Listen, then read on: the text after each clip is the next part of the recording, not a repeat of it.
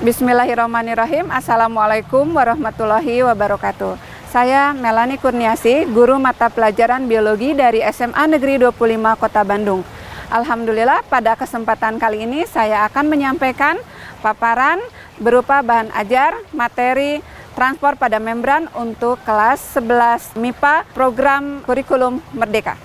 Capaian pembelajaran di fase E untuk kelas 11 adalah sebagai berikut.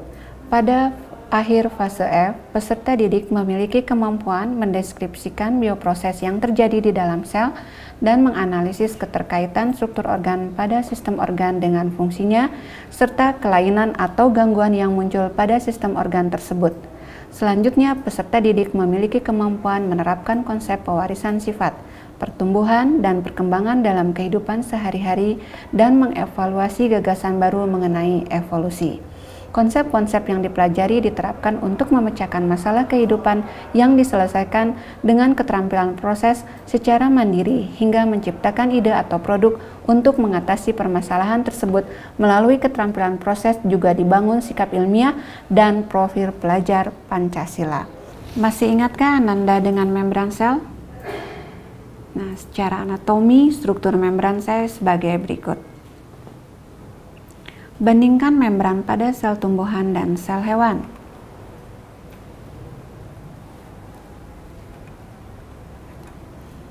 Apakah yang ingin kalian sampaikan tentang gambar ini? Ya, benar. Baiklah, membran sel pada tumbuhan terletak berdampingan dengan dinding sel. Membran sel pada tumbuhan terletak berdampingan dengan dinding sel. Sedangkan pada sel hewan terletak pada bagian terluar. Selain itu, beberapa organel memiliki membran seperti mitokondria, nukleus, plastida, dan vakuola. Sedangkan organel yang tidak memiliki membran adalah ribosom, sitoskeleton, dan sentrosom.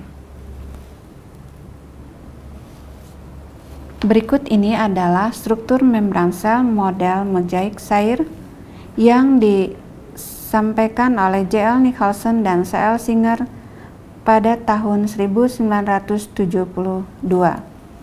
Model ini menyatakan protein tersebar atau terdistribusi secara mozaik dan masing-masing terbenam atau terselip di fosfolipid bilayer. Molekul protein dan lemak itu tidak statis, melainkan senantiasa bergerak melintasi fosfolipid atau berada di bagian tepi sel. Molekul lemak sebagai benda cair yang di atasnya di dalamnya terdapat molekul protein yang berenang-renang. Membran sel tersusun atas lipid, protein, dan karbohidrat.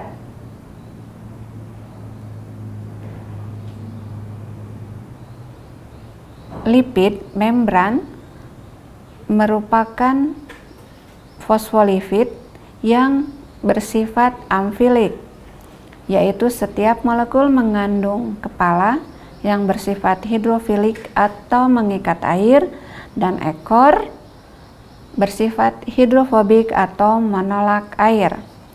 Model mozaik fluida ini adalah model yang paling akurat yang mampu menjelaskan struktur membran sel.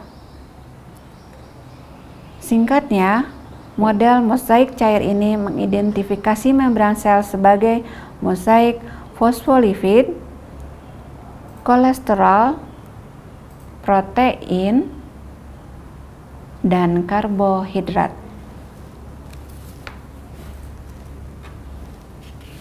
Fungsi membran sel adalah pengatur, pelindung sel dari lingkungan luar.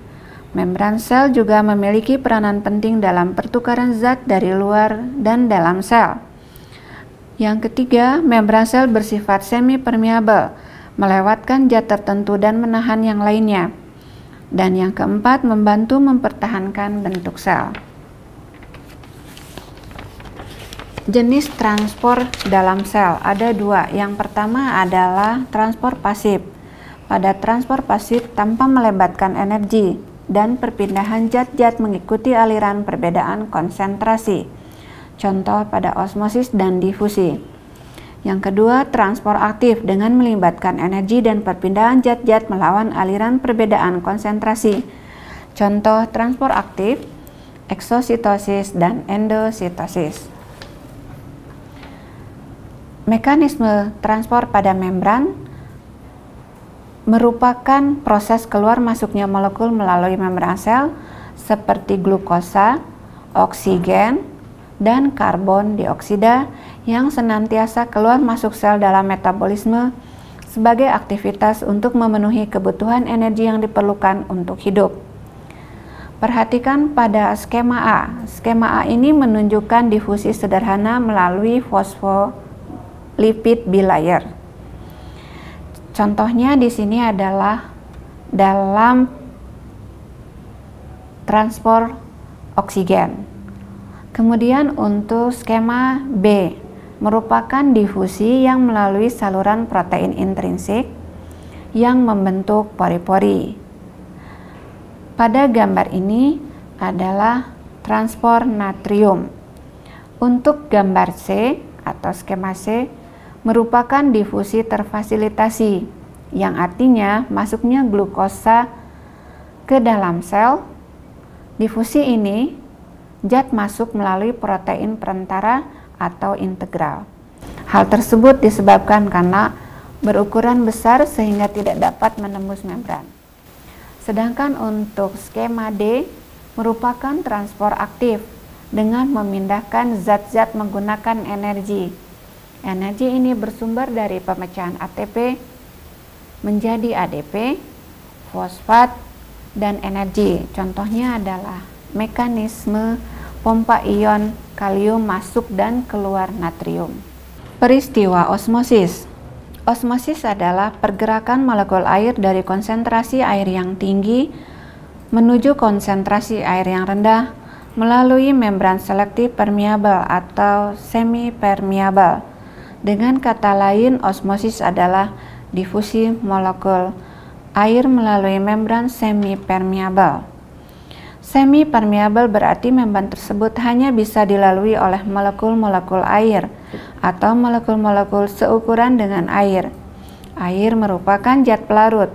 Oleh karena itu, osmosis dapat diartikan sebagai gerak cairan yang encer menuju cairan yang pekat melalui membran semi permeabel.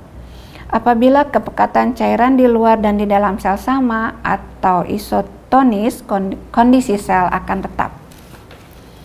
Namun, apabila cairan di luar sel lebih encer daripada di dalam sel, hipotonis, maka air akan masuk ke dalam sel. Sebaliknya, cairan di luar sel lebih pekat daripada di dalam sel atau hipertonis, maka air dari dalam sel akan bergerak keluar. Kondisi hipotonis dapat mengakibatkan sel menggelembung dan mungkin pecah. Adapun kondisi hipertonis, sel akan mengkerut. Peristiwa osmosis pada tumbuhan dapat terlihat pada gambar berikut. Ini bentuk sel tumbuhan yang berada pada larutan hipotonik. Sedangkan yang bagian ini adalah sel tumbuhan yang terdapat pada larutan hipertonik. Pada larutan hipertonik terjadi terlepasnya sitoplasma dari membran sel.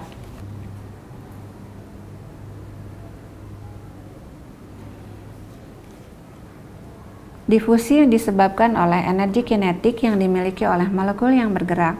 Difusi terjadi karena perbedaan konsentrasi molekul yang menyebabkan perpindahan yang disebut dengan gradien konsentrasi.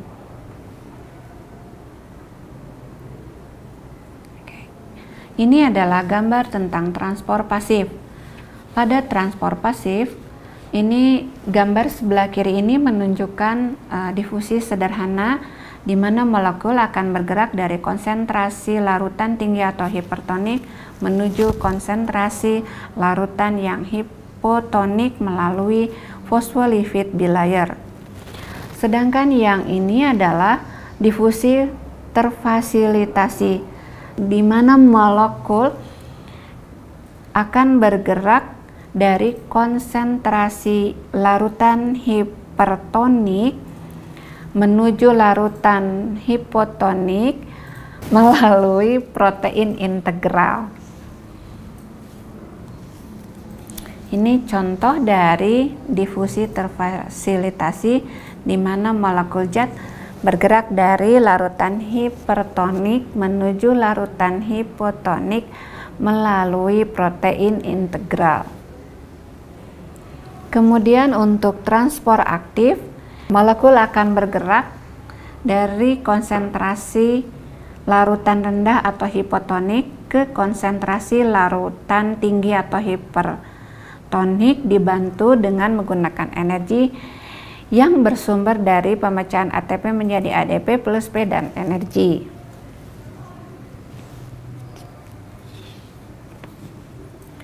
Endositosis merupakan mekanisme masuknya molekul ke dalam sel dengan bantuan vesikula. Endositosis berasal dari kata endon yang berarti dalam dan sitos yang berarti sel. Mekanismenya adalah suatu sel akan membentuk vesikula dengan cara menjulurkan bagian luar dalam membran sel. Kemudian bagian luar membran sel tersebut akan mengurung atau menangkap molekul yang akan dibawa masuk.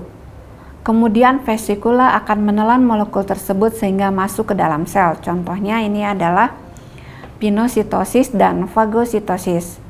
Pinositosis adalah proses endositosis berupa cairan, sedangkan fagositosis adalah proses endositosis tidak berupa cairan, misalnya bakteri. Eksositosis terjadi apabila terdapat molekul yang berukuran besar yang tidak dapat ditransportasikan melalui mekanisme transport aktif. Eksositosis merupakan mekanisme transport molekul keluar dari dalam sel dengan cara membentuk vesikula. Suatu sel akan membentuk vesikula apabila akan mengeluarkan suatu molekul. Vesikula yang terbentuk akan melingkupi molekul yang akan dikeluarkan. Vesikula bersama molekul yang dilingkupinya tersebut akan keluar bergerak menuju membran sel. Setelah melekat dengan membran sel, molekul yang dibawa vesikula akan dikeluarkan ke dalam sel. Silakan Anda memberikan contoh peristiwa osmosis dan difusi dalam kehidupan sehari-hari. Baiklah, contoh peristiwa osmosis dalam kehidupan sehari-hari. Yang pertama adalah ketika menaburi garam ke hewan siput, air akan berdifusi dan siput akan menyusut akibat dari osmosis. Yang kedua, penyerapan air dari dalam tanah. Proses osmosis terjadi karena akar tanaman memiliki konsentrasi yang lebih tinggi daripada tanah. Oleh karena itu, air akan mengalir ke dalam akar. Yang ketiga, pengawetan makanan menggunakan gula, garam, atau cuka juga merupakan contoh osmosis pada kehidupan sehari-hari. Sel bakteri yang membuat busuk makanan akan kehilangan kadar air karena bertemu dengan konsentrasi zat terlarut yang tinggi sehingga sel bakteri perkembangannya menjadi terhambat. Contoh difusi. Dalam kehidupan sehari-hari, peristiwa difusi adalah bau parfum atau dupa yang menyebar di udara. Yang kedua, saat mencelupkan kantong teh ke dalam air panas, sari teh akan menyebar di dalam air. Yang ketiga, partikel debu kecil atau asap menyebar ke udara dan menyebabkan polusi udara. Yang keempat, bernafas dan mengambil oksigen ke dalam tubuh, kemudian oksigen berdifusi dalam darah. Contoh peristiwa endositosis dalam kehidupan sehari-hari. Yang pertama adalah sel darah putih yang memakan bakteri penyebab penyakit dengan cara membungkus dan menangkap bakteri dalam satu vakuola. yang selanjutnya akan dicerna oleh lisosom. Yang kedua, proses pengeluaran zat dari sel-sel kelenjar pada saat terjadi sekresi. Demikian paparan sajian tentang materi transport pada membran. Semoga bermanfaat. Terima kasih atas perhatiannya. Wassalamualaikum warahmatullahi wabarakatuh.